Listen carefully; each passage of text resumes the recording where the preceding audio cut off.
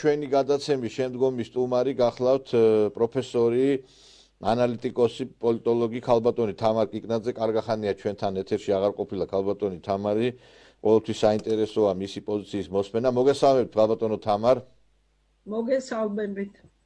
ქალბატონო თამარ, პირველ რიგში მინდა დავიწყოთ იმ თემით, რომელიც ასე რიგად გვაღელვებს, გადაიფარა ყველა კონფლიქტი, გადაიფარა ყველა თემა, ეს არის ახლო აღმოსავლეთში ეს დაპირისპირება, უამრავი ადამიანები იღუპება. ეხლა განხორციელდა თავდასხმა ღაზაში საავადმყოფოზე და 500-ზე მეტი ადამიანი არის უკვე გარდაცვლილი. ისრაელი ამბობს, რომ ეს ჰამასის გაკეთებულია თვითონ და შეცდომით ჩამოუვარდათ იქ ბომბიო და ჩვენ არ გაგვიკეთებიაო. აი ამ ფონზე, როდესაც უკვე მუსულმანურ ქვეყნებში ანტიამერიკული განწყობებია. გუშინ თურქეთში დაარბიეს მაკდონალდსები, მიუვარდნენ ამერიკის საელჩოს, ისრაელის საელჩოს. ყველა მუსულმანურ ქვეყნებში არის დანთებული ანტიდასავლური, ანტიამერიკული ცეცხლი. ჩვენ, რა თქმა უნდა, ვაკვირდებით ამ მოვლენებს, მაგრამ აი საქართველომ რა პოზიცია უნდა დაიკავოს აი ამ კონფლიქტისას, თქვენ როგორ ფიქრობთ? მივესალმებით თქვენ ტელემაყურებლებს. იცით რა არის? საქართველოს დღესდღეობით არის ის ადგილი, სადაც ეს არეულობა არ იგრძნობა და ეს არის ღმერთის წყალობა ალბათ და მე მივესალმები იმ პოლიტიკას, რომელსაც დღევანდელი ხელისუფლება ახორციელებს. ეხლა რაც შეეხება ახლო აღმოსავლეთში განვითარებულ მოვლენებს, ეხლა მე მოგეხსენებათ თეორეტიკოსი ვარ და ეს თეორია ძალიან კარგად ვიცი, ეს არის ჰეგემონური სტაბილურობის თეორია, გარდა ამისა იცით რომ ყველა თანხმდებით რომ ახალი მსოფლიო წესრიგის ფორმირების პროცესია და ეს ჩვეულებრივი მოვლენაა ესეთი ცხელი წერტილების გაჩენა, იმიტომ რომ აი ეს ერთპოლარული სამყარო, რომლის ლიდერიც გახლდათ ამერიკის შეერთებული შტატები, არა ამ სამყაროს ერად ამთავრდა. ამერიკის შეერთებულ შტატებს აქვს დაღმავალი ციკლი ამ ჰეგემონიისა და ამიტომ მთელ მსოფლიოში არის არეულობა. პროქსიომი არის უკრაინაში, ეხლა ცხელი წერტილი გაიხსნა ახლო აღმოსავლეთში.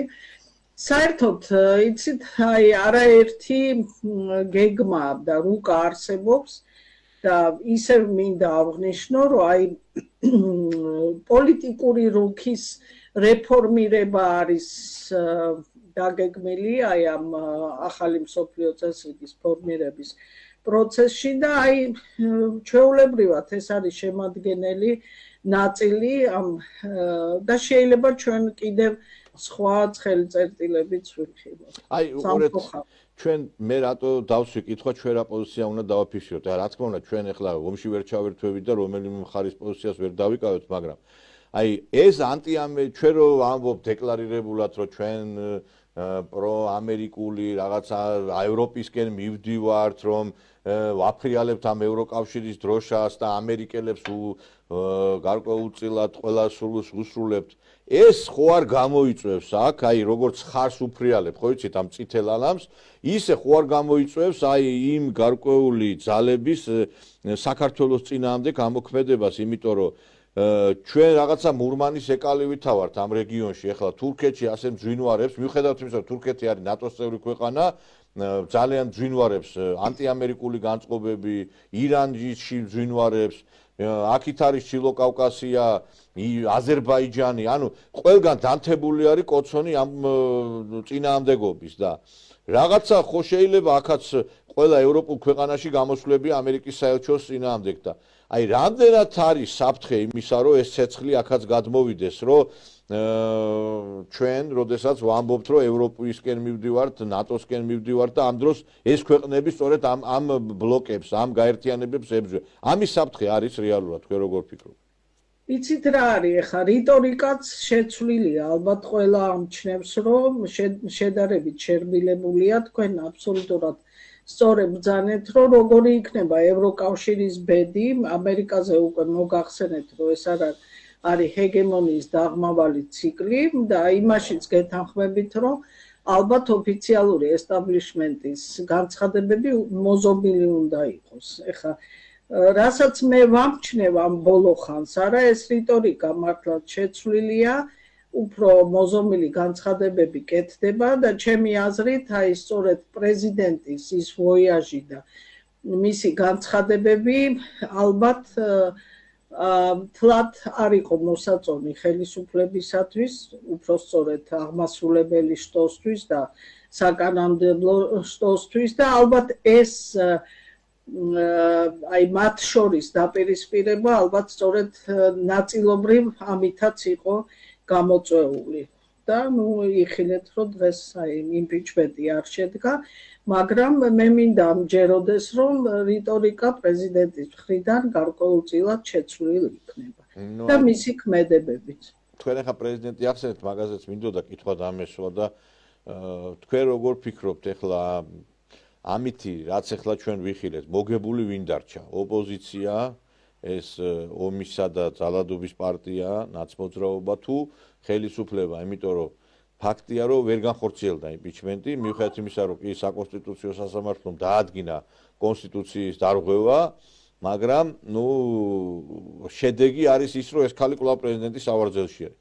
ვინ არის გამარჯვებული თქვენი აზრით აი ამ დავიდან, როდესაც გამარჯვებული ეს იყო მცდელობა, ნუ ჩემი აზრით მიეცა პოლიტიკური შეფასება პარლამენტში, ნუ არ შედგა ხო კენჭისყრა, მაგრამ სამართლებრივი შეფასება მიეცა მას, რომ იგი არღვევდა კონსტიტუციას, რაც აი კარგად აღნიშნა ირაკლი კობახიძემ ის ამერიკული გამოთქმა მოიყვანა, კოჭლი იხვის პოზიციაში დარჩებაო პრეზიდენტი. ვინ არის ახლა ეს კოჭლი იხვი, რომელსაც არც თუ ისე დიდი პოლიტიკური რეიტინგი აქვს. ნუ ახლა ჩვენ პრეზიდენტს თუ ავიღებთ, მას არათუ დიდი, არამედ დაბალი პოლიტიკური რეიტინგი აქვს ამ თავისი ქმედებების და გამონათქვამების გამო, მაგრამ ნაკლები საფუძველი ექნება მას, რომ ეს უცხოური ვოიაჟები განახორციელოს, იმიტომ რომ ეს მის ბიოგრაფიაში უკვე მნიშვნელოვანი ასე ვთქვათ ფაქტია, რომ ქვეყანაში დადგა მისი იმპიჩმენტის საკითხი და სამართლებრივად შეფასებული იქნა როგორც კონსტიტუციის დარღვევა მისი ქმედებები. ხო, ანუ ისე გამართული პრეზიდენტი ვეღარ იქნება, როგორც აქამდე, იმიტომ რომ მის ლეგიტიმაციას გარკვეულწილად ჩრდილი მიადგა. და ალბათ იცით, ესეც იყო მიზანი, ხო?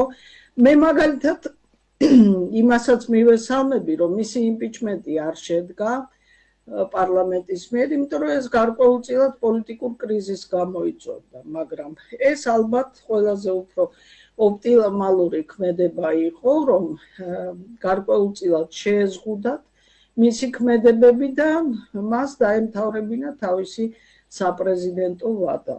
ამიტომ ხა მოგებული, მე მგონი ქართული საზოგადოება მაინც დარჩა.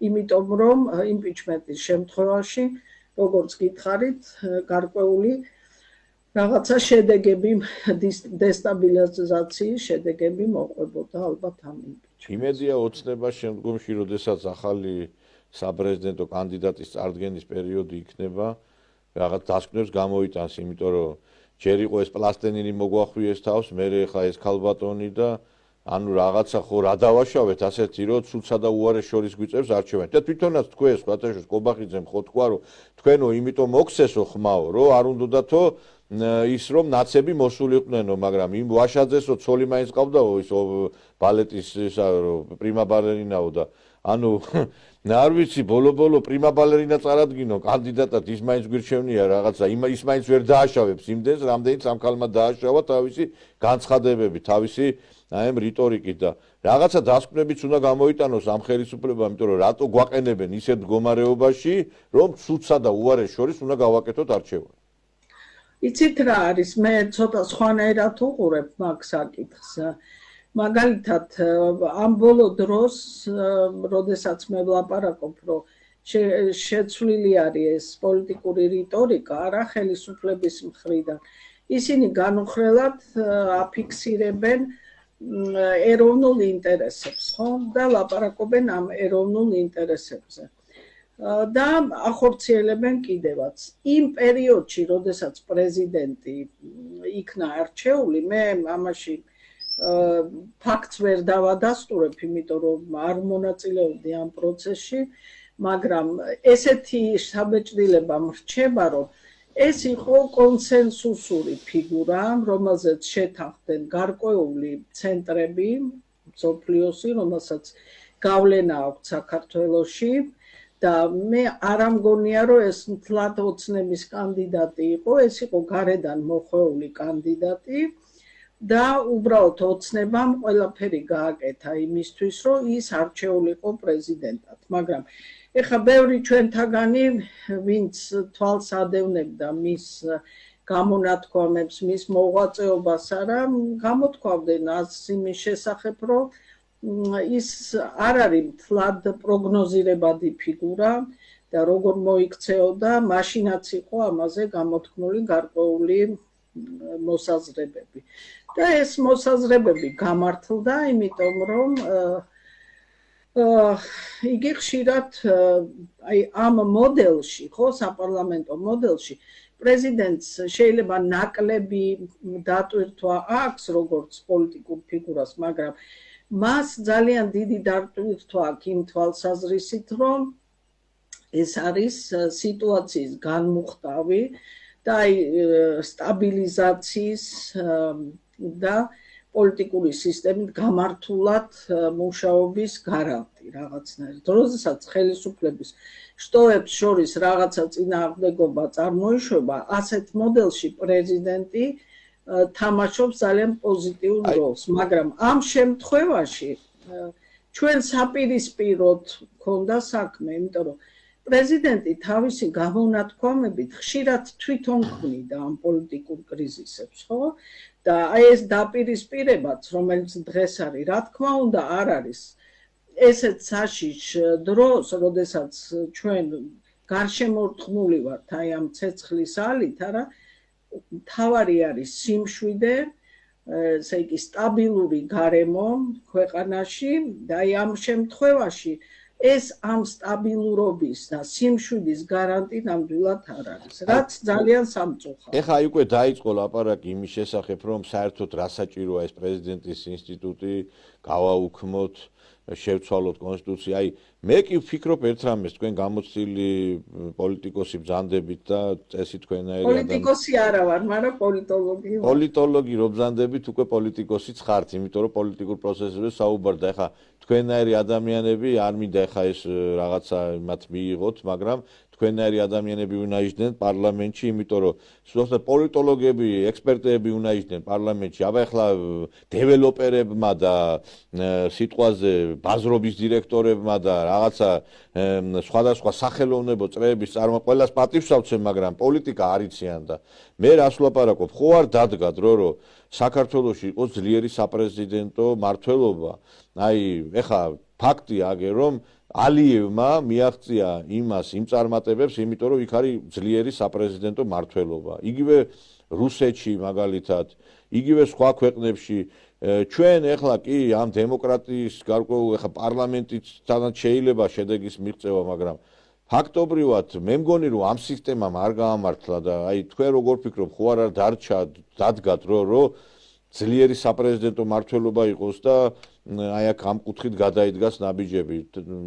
აი მე პირადად მაგ პოზიციაზე ვარ. აი თქვენ ამ აზრში არის გარკვეული რეზონი და მე როგორც თეორეტიკოსი შემიძლია დაგიდასტუროთ ერთი რამ, რომ ქვეყანაში სადაც არ არის მწყობრი პოლიტიკური პარტიები და არც მაინდა-მაინც დემოკრატიის დიდი გამოცდილება არის, არა, ჩვეულებრივ ძლიერი საპრეზიდენტო მმართველობა არის ხოლმე. მე შემიძლია საფრანგეთის მაგალითი მოგიყვანოთ, როდესაც 1958 წელს ესე იგი მართალია ნახევრად საპრეზიდენტო რესპუბლიკა,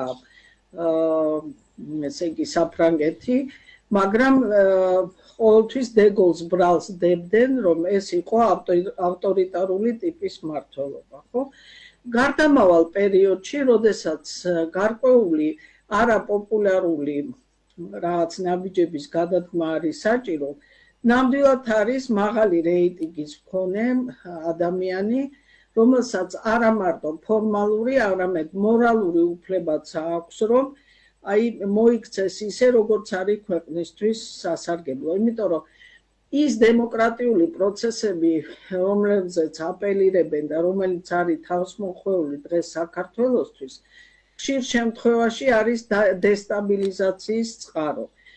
იმიტომ რომ დასავლეთში, იგივე ამერიკის შეერთებულ შტატებში, როდესაც ამ დემოკრატიულ მოდელზე არის ლაპარაკი, იქ აბსოლუტურად წყალქვეშა დინებებია ისეთი, რომელიც უზრუნველყოფს ამ დემოკრატიის შენარჩუნებას, მაგრამ ისეთ განვითარებად ქვეყნებში, უпростоრედ გარდამავალი დემოკრატიის ქვეყნებში, როგორც საქართველო არის, არა, ხშირ შემთხვევაში მოქმედებს ორმაგი, სამმაგი სტანდარტები და ჩვენ ამის მოწმენი ხშირად ვართ საქართველოში განვითარებული მოვლენების მაგალითზე და იცით ყურს საიდანაც უნდათ იქით მოაბავენ ხოლმე რომელიღაც პროცესი რომელსაც ძალიან ბევრ მათგანს ჩვენთაგანს მიგვაჩნია რომ არის დემოკრატიული პროცესი ამაზე გეუბნევიან რომ ეს არის დარღვევა ხოლო რაღაცა ანტიდემოკრატიული პროცესი რომელიც ჩვენი აზრით მიუღებელია იმაზე გეუბნევია რომ ეს არის ნორმა იგივე შემიძლია ვთქვა მაგალითად დღეს მიმდინარე პროცესებზე როდესაც შენ გაიძულებენ რომ ფაქტობრივად დამნაშავე ოპოზიციასთან ითანამშროლო და ისცნო როგორც ესე იგი რეალური ოპოზიცია და ესეც არის ხო მაგრამ სინამდვილეში ჩვენ ვერ მოვახერხეთ დასავლეთის ზეწოლის გამო თავისი სახელის დარქმევა იმ პროცესებისთვის რაც სააკაშვილის მმართველობის დროს მიმდინარეობდა და არ მოხდა ამ ყველაფრის პოლიტიკური შეფასება, რაც ჩვენ საშუალებას მოგცემდა თავიდან აგვეცილებინა ის დესტრუქციული ქმედებები, რასაც დღეს ეს ოპოზიცია მიმართავს და ჩვენ იძულებული ვართ ისევ დასავლეთის ზეწოლით, რომ ისინი აღვიქვათ ოპოზიციურ ძალად. აი ქალბატონო თამარ თქვენ ამბობთ და გეთანხმებით რომ ხელისუფლებამ რიტორიკა შეიცვალა უკვე შერბილებულია რიგ საკითხებში განცხადებები ეროვნულ პლატფორმაზე მაგრამ აი ხა თქვენ ახსენეთ რომ აი იქიდან არის ხშირად ძალიან დიდი ზეწოლები იგივე ამ ზურაბიშვილიც რა თქმა უნდა არ იქნებოდა ეს სუბთად ხელისუფლების გადაწყვეტილება რაღაც გარკვეული კონსენსუსი იყო, მაგრამ აი ხა მაუწყებლის შესახებ კანონის იღებენ, უკვე პირველი მოსმენით იქნა მიღებული დღეს სხვათა შორის და იქ არის გარკვეული მუხლები, მაგალითად სიძულვილის ენაზეა საუბარი. ესე იგი, ეგენი ხო სიძულვილის ენას რა თვლიან, რომ ჩვენ მაგალითად არატრადიციული ორიენტაციის სოდომიტებს, იმ ადამიანებს, ვინც შეურაცხყოფს ჩვენ ჯუს, მაგალითად ეს სიძულვილის ენად არის მიჩნეული, თუ ჩვენ ვლაპარაკობთ პატრიარქის საუბარი სიძულვილის ენად შეფასდა ევროპარლამენტარების მხრიდან. ის რომ მაგალითად ჰომოფობია იქნება, ჩვენ რო ვიტყვით, რომ აი უნდა შემცირდეს ამდენი უცხოტომელის ჩამოსვლა, იმიტომ რომ პატარაერი ვარ და ჯობია დემოგრაფიას მივხედოთ. ეს ანუ ისეთ რაღაცას, ისეთი რაღაცებს გვახვევენ თავს ახლა აი ამ მაუწყებლის კანონით, რომ ეს პირდაპირ ჩვენ გვიტყავს, ანუ კონსერვატიულ პლატფორმაზე მყოფ ტელევიზიებს, თორემ მაგათ ეგ არ ეხებათ, იმიტომ რომ ეგენი ისეთ პლატფორმაზე არიან, რომ პირიქით ეგ გამოხატვის თავისუფლება ითვლება ის, რომ შეურაცხყოფენ მაგალითად წმინდანებს ეკლესიას.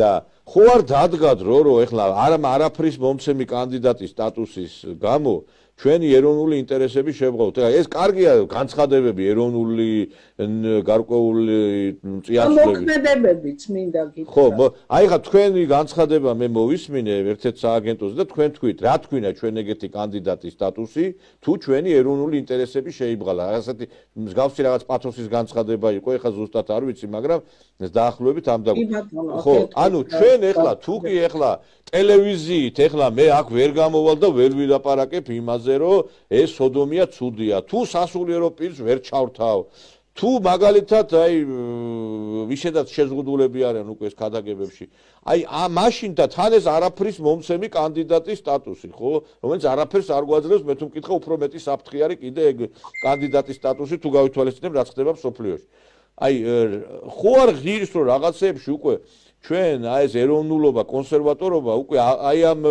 საკითხებშიც გამოვავლინოთ.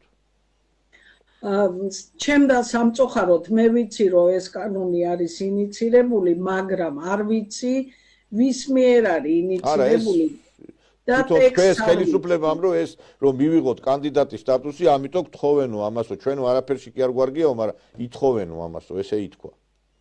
ნუ უნდა გავეცნოთ ტექსტს, ხო, რას გულისხმობს სიძულვილის ეს რიტორიკა და მე მაგალითად ამ ხრივ გავამახვილებდი ყურადღებას ალბათ თქვენც დამეთანხმებით, რომ არის 4 თუ 5 ტელევიზია, რომელიც დილიდან საღამომდე 24 საათის განმავლობაში ეწევა ანტისახელმწიფოებრივ რიტორიკას. ეხლა მაგენს ხო არ ეხება თქვენს კარგი სიძულვილის ენა ის რომ აი ერთმანეთს პოლიტიკურ ჭრილში ლანძღავენ, ეგ უფრო აი ეკლესიურ რელიგიურ თემებს და სახელმწიფოებრივ და აი მაგათ უფრო ეხება, თორე ის დებატებში გამოხატვის თავისუფლება თითვლება, რომ გეთანხმებით რომელ ტელევიზიებს საუბარი, ეგ გამოხატვის თავისუფლებაში ჯდება ეგ ყველაფერი. კი ბატონო, მაგრამ გარკვეული პოლიტკორექტურობა არის დასაცავი და ის პროცესები, რომელიც დღეს მასმედიაშია, მაგალითად ჩემთვის მიუღებელია, იმიტომ რომ ხანდახან ისეთი რიტორიკა არის, რომ აი ტელევიზიით ამის მოსმენა არ შეიძლება. მე ისევ გეუბნებით, ეხა დეტალებში არ ვიცნობ ამ კანონს, რაზე არის ლაპარაკი. მაგრამ აქაც შეიძლება გარკვეული საზოგადოების მხრიდან გარკვეული ზეწოლა მოხდეს, ხო? მაგალითად ზეწოლა იყო ეგრეთ წოდებული რუსული კანონის წინააღმდეგ, რომელსაც საერთო არაფერი არ ჰქონდა რუსულ კანონთან, ხო? ანუ ძალიან მძლავრი მექანიზმი არის მათ ხელში, ეს პოლიტიკური ტექნოლოგიების და ალბათ აი მე გავეცნობი ახლა ამ კანონს და მე შემეძლება უფრო კონკრეტულად, მაგრამ თუ რაღაცა არის მიუღებელი, ალბათ აქაც არის. არა, სიძულვილის ენაში თქვენს კარგად იცით, რომ ეგენი რას მოიცავენ, ეგენი ის რასაც თქვენ ლაპარაკობთ, ეგეთ ჩემთვისაც მიუღებელია, რომ ჯერ ერთი აი სოციალური ქსელში რო შედიხარ ადამიანი, ხო? ანუ Facebook იქნება, ეს არის ამაზრზენი, გინება, ლანძღვა. მაგისი გადაწყვეტა კანონის გარეშე შესაძლებელია, რომ ადამიანი, რომელიც ეხა სოციალური ქსელი არის უფრო ფართო, ვიდრე ქუჩაში რო ადამიანი გალანძღო, იმიტომ რომ ამ სოციალურ ქსელს კითხულობს მილიონობით ადამიანი და ქუჩაში შეიძლება 2 კაცი იყოს, მარტო იმ მომენტში რომ გაილანძღოს და ვიღაცას შეურაცხყოფა. არა, გარდა მაგისა, ის კლიმატი, მიცით, რომელიც დღეს საზოგადოებაში არის, ეს ისტერიული კლიმატი, აბსოლუტურად მიუღებელია, ხო? ამაზე ალბათ სერიოზული დაფიქრება არის საჭირო და შესაბამისი მექანიზმები არსებობს ამ პრობლემის გადაჭრისა და ამაზე უნდა იზრუნოს. ხო, მაგრამ უნდა გადაიჭრას. ძალიან მარტივად შეიძლება, ქალბატონო თამარ, უბრალოდ. ხო, მე მაგალითად აი სასამართლოში პატივი და ღირსების შელახვით შევიდეს ადამიანი, აი მოწერა ვიღაცას, თქვათ, პიროვნებამ შეურაცხყოფელი რაღაცა კონტენტი არის. შეიტანს სასამართლოში და სწრაფ რეჟიმში სასამართლომ განიხილოს. ეხლა რო შეიტანო, ეხლაც კი შეიძლება, გან არ შეიძლება. შეიტან ეხლა გაგრძელდება 5 წელი და 5 წლის მერე არავის არ ახსოვს ის რა. ხო, თქვენ ბატონო ნიკა, როგორც იურისტი და ეგრევე სამართლებრივ რეაგირებაზე ლაპარაკობთ, მაგრამ მე მაგალითად როგორც პოლიტოლოგი ვლაპარაკობ სოციალიზაციის პროცესზე, იმიტომ რომ ადამიანები ესე აგრესიულად არ უნდა იყვნენ ახსნილი და უნდა იყვნენ ძილობიანები, კორექტულები, რაც კონსენსუსური საზოგადოების შექმნას შეუწყობს. ხო, მაგრამ მაგაზე თქვა დიდმა შოთამ შიში შეიქმს სიყვარულსა. ჩვენთან ესეა, თუ კანონით არ არის კანონით არ არის კანონის პატივისცემა, მაგრამ ამასთანავე ის ემპათია და კორექტულობა, რომელიც ნორმალური საზოგადოებისთვის არის საჭირო. ნუ ესენი თვითონ დასავლეთი რას უწყობს, ეხლა ხელს რო პირიქით აღვივებს ამ სწორედ უთანასწორო აი ამ შეურაცხყოფელ კამპანიებს ეგენი აფინანსებენ, ეხლა ის ჯგუფები რო შეიქმნა, ეს სირცხვილია, რომელმაც მოაწყო ეს გავრილოვის ღამის ეს სპეკულაციები, ეს რაღაცა კმარაელები, ერთი კმარა იყო ადრე სააკაშვილის დროს და ეხლა არის 30 კმარა. ეხლა აი ამ გირჩელებმა ამ სამარცხვინო ხალხმა და იმ ლიაკა ხოშტარიამ გააკეთეს რაღაცა მონაჯი და შეყავთ აქ ეს. ეხლა საიდან ხდება ამ საიტების ამების შექმნა? ეს ხო დასავლეთის ფულით კეთდება ყველაფერი. სუსმა რა თქმა უნდა და რეპრესირების მექანიზმია, ძალიან მძლავრი სხვათა შორის. ხო, ეხლა სუსმა რაც გააკეთა განცხადება, აი მაგასაც მინდა შევეხოთ. ეხლა ამერიკის მთავრობის ორგანიზაცია არის USAID. ანუ სამთავრობო უწყება. USAID არ არის NGO. USAID არის სამთავრობო უწყება. და გვაჩვენეს როგორ ესე იგი USAID-ის ეგიდით მიდის ესე იგი გარკვეული ტრეინინგები ახალგაზრდებისა, რომ როგორმე ხელისუფლება შეცვალო. USAID მე გვეუბნება ეს ელჩი რომ ჩვენო კაცო როდის იყო რომ მეორე ფრონტიო და რევოლუციაზე ვლაპარაკობთო. კი მაგრამ ფიციმწამს ბოლო მაკვირებს შენი უწყება ჩართულია ახალგაზრდების მომზადებაში რომ ჩამოაგდონ ხელისუფლება. თუ მაშინ მეუბნები რომ არ ვარ, ეგ იგივე ეხლა ქალბატონო თამარ, ეხლა ქმარმა რო შეუსწროს ცოლს სხვა კაცთან და ცოლმა რო დაიწყოს ლაპარაკი ეხლა ეხლა არ დამიწყო ლაპარაკი ღალატობ რანაირად არ დამიწყო ხედავ რომ მიმზადებ ხალხ ხელისუფლების ჩამოსაგდებად და თან მეუბნები ეხლა რომ მე არა ვარ ჩართული ამ პროცესებში და რანაირად არ არის და მე არ ვიცი აი ამაზე მე ეხლა აზერბაიჯანში რომ მოვხდარიყო ან თურქეთში USAID ეხლა აღარ იქნებოდა იმ ქვეყანაში და ჩვენ ველოდებით ახსნა განმარტებებს და თუ აი ასეთი ტიპის ორგანიზაცია მესმის ეხლა ეს ცოტა ეხლა ჩვენი მდგომარეობა თურქეთი და აზერბაიჯანი სხვა არის იქ სხვა რეალობაა მაგრამ საერთოდ თავმოყარე ქვეყანა გააძავებდა USAID-ს თავისი ქვეყნიდან. ალბათ რაღაცა ესე იგი არსებობს ის შემაკავებელი ფაქტორები რატომ არ კეთდება ხო ეს ყველაფერი მაგრამ ეხა მე პოლიტოლოგი ვარ და ძალიან კარგად ვიცი რა საშუალებებით რა ტექნოლოგიებით ხდება ეს ყველაფერი და არაერთხელ მილაპარაკია სხვადასხვა გადაცემებში რომ ძალიან გამრავლებულია იგივე პოლიტიკური აქტორები პოლიტიკური პარტიები დაყვეს ხო ერთი ნაციონალური მოძრაობა დაიყო და გამრავლდა ისინი პარლამენტში გარდა მაგისა პოლიტიკურ სცენაზე და მათ შექმნეს ეს შთაბეჭდილება რომ ბევრი პოლიტიკური პარტიაა ამ ოპოზიციაში გარდა მაგისა არასამთავრობო სექტორი რომელიც პირდაპირ არის ჩასაფრებული და შენ თუ რაღაცა ეროვნული რაღაცა ქმედების განხორციელება გინდა მაშინვე ესე იგი თავს დაგატყდება ძალიან ისეთი მძაფრი კრიტიკა, განათლების სისტემა, იგივე მასმედია და მთელი რიგი პოლიტიკური გავლენის, სოციალური გავლენის აგენტები, რომლებიც ცდილობენ გარკვეული ამინდი შექმნან საქართველოში. და ეს ყველაფერი ინათლება ქვეყნის დემოკრატიზაცია. როდესაც მე ორმაგ სტანდარტებზე ვლაპარაკობდი, სწორედ ეს მქონდა მხედველობაში. აი მე მინდა ბოლო კითხვა დაგისვათ, შემოვიტოვე ეს უკვე. აი თქვენ ახსენეთ, რომ რიტორიკა იცვლება ხელისუფლების მაგალითად სხვადასხვა მიმართულებით და რიტორიკა შეიცვალა რუსეთთან დაკავშირებითაც და ეს აღიზიანებთ ამ ადამიანებს. ადრე ცოტა სხვა დამოკიდებულება იყო და ამ რიტორიკის შეცვლამ გამოიწვია სწორედ იმ ფრენების აღდგენა და უვიზო მიმოსვლა.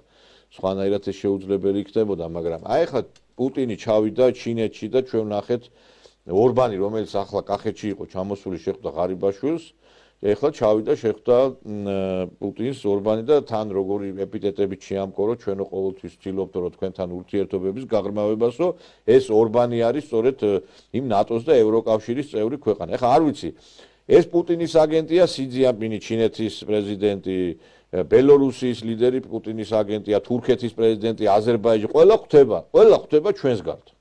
ანუ ეხა ევროპის რამდენიმე მოწინავე ქვეყნის ლიდერი თუ არ ხდება, ამათ გონიათ რომ მარტო სოფლიო არის გერმანია, საფრანგეთი და ამერიკის შეერთებული შტატები გონიათ ამათ მთელი სოფლიო და ის მეგასახელმწიფოები, რომლებიც არის ინდოეთის, ჩინეთის, იგივე თურქეთის, აზერბაიჯანი, რომელიც ახლა ნავიცი აღმავლობას განიცდის, მაგრამ ბატონო აი ხო არ დადგა დრო, მე რა ამავდროულად მაგალითად სომხეთმა მიიღო ესე იგი პარლამენტი და იმიტომაც მოიტეხეს კისერი, კი ბატონო. რომის სტატუტის აღიარების ხო, მაგრამ ისინი ვერ სწავლობენ ჭკუას. მე თქვენ რომ მეუნებოდით ადრე რომ იქ ანტირუსული განწყობილებები არის, რომ მე არ ვჯეროდა მაგისი, მაშინ არც პაშინიანი იყო, არც ეს ყარაბახის თემა იყო, მაგრამ მე არ მჯეროდა სიმართლე ვიტყვი, იმიტომ რომ სომეხი ერი ბძენი მეგონა და ფაქტია რომ სომეხმა ეხა მარტო პაშინიანზე გადაბრალებაც არ შეიძლება, იმიტომ რომ სომხეთმა აირჩია პაშინიანი იმ დამარცხებული ომის მერეც, ხო?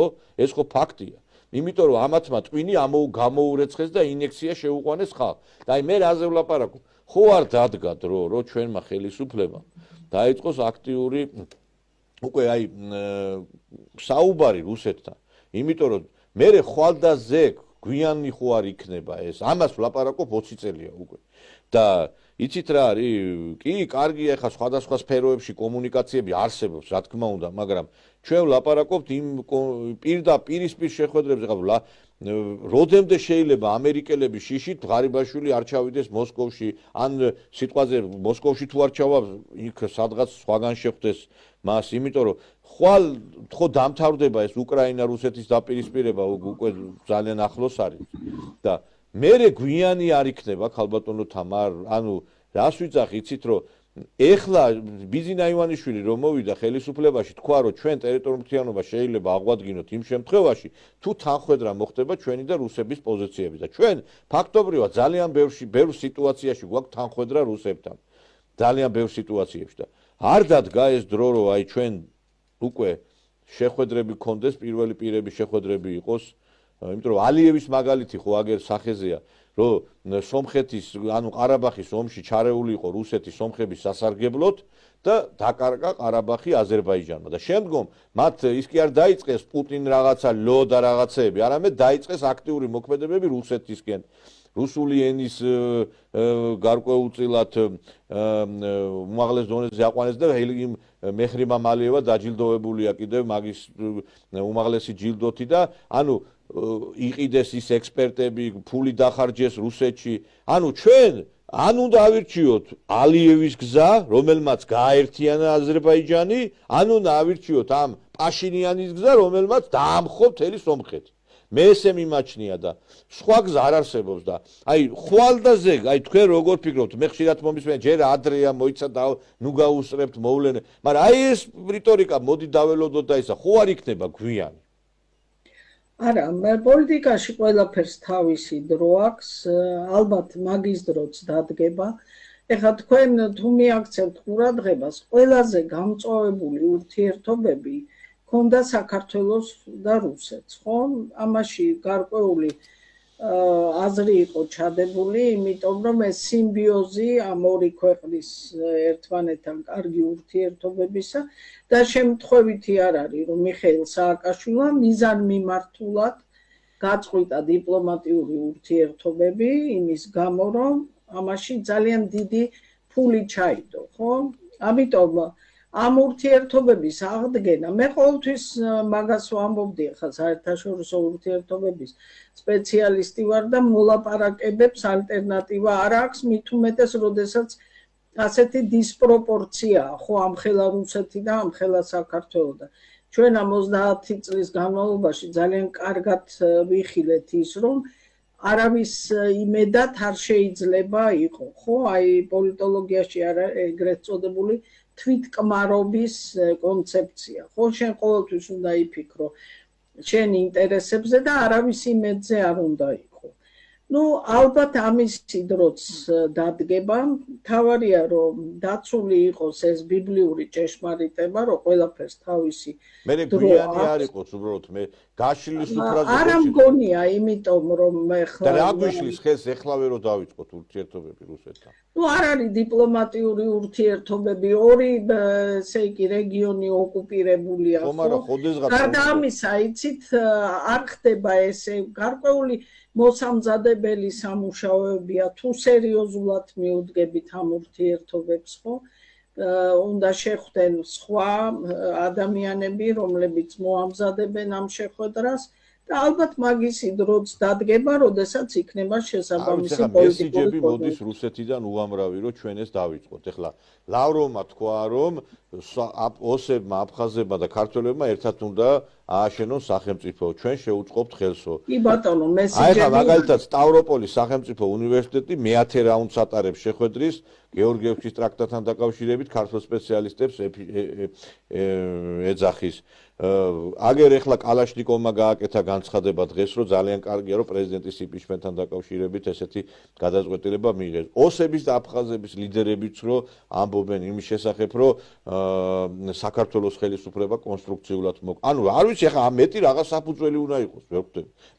ყინული გალღვა. ეხლა ამათი შიშით ეხლა თქვენ ფადი ასლი ხო თქვა ერთი თუ გახსოვთ რომ ისაო საქართველოს შეიძლება დაიბრუნოს აფხაზეთი და სამაჩაბლო რუსეთთან ურთიერთობის შედეგად მაგრამ ამითიო ჩვენო ევროპას დავცილდებით ესენი კიდევ ერთხელ რო თქვას პუტინმა რომ გამოვიდეს აფხაზეთ და სამაჩაბლოს გიბრუნებთო გამოვლენ და არ გვინდა რუსეთის დაბრუნებული აფხაზეთ და სამაჩაბლო და არ ვიცი მე ვფიქრობ დადგათ რომ უკვე ამისი და რა თქვენ ამბობთ რომ ჯერ არ არის მაგის დრო რამდენი არა ნელ-ნელა მართალია ნელი ნაბიჯით მაგრამ რაღაცა პოზიტიური სვლები არის ხო აქეთკენ და ალბათ იმის დროც დადგება რომ მოხდება აი შეხვედრა უმაღლეს დონეზე მაგრამ ისე ვიმეორებ ამისთვის შესაბამისი პოლიტიკური კონიუნქტურა და მოსამზადებელი სამუშაოა ჩასატარებული მე გამიხარდება რომ თქვენნაირი ადამიანი იქნება საქართველოს ხელისუფლებიდან წარდგენილი აი ამ მოლაპარაკებებზე იმიტომ რომ აი თქვენნაირი გამოცდილი ხალხს თუ ენდობა ხელისუფლება და დაუძახებს მოიგებს და ეხლა ზურაბიშვილისნაირი და პლასტენინი და ვიღაცა რესპუბლიკელები თუ ეყოლებათ ის მოლაპარაკებებიც ვერ მოიტანს შედეგს ამიტომ თქვენ თუ დაგიძახებენ კარგი იქნება ძალიან გამიხარდება მადლობა კომპლიმენტებისთვის ბატონო ნიკა ხო ხედავთ რაც უფრო ხშირად იქნები ჩვენთან ეთერში კომპლიმენტებით და აუცილებლად დაგასაჩუქრებთ იმიტომ რომ იმსახურებთ ამას იმიტომ რომ თავარია ქვეყანა იყოს კარგად და მე ვიქნები თუ არა ეგ არც ისე მნიშვნელოვანი ხო მაგრამ ქვეყანას ქმნის ხალხი თუ არ იქნება ძლიერი ხელისუფლებაში ვერც ქვეყანა იქნება მოწინავე პოზიციებზე ამიტომ პროფესიონალები სამწუხაროდ არც ისე ბევრი ყავს ამ სარგში და წარმატებებს გისურვებ დიდი მადლობა ჩართვისთვის თქვენ გადაცემას უსურვებ წარმატებას გაიხარეთ მაღალ რეიტინგს ისედაც არ გაკლიათ მაგრამ კიდევ უფრო ამაღლება გაიხარეთ დიდი მადლობა ქალბატონი თამარ კიკნაძე იყო ჩვენი გადაცემის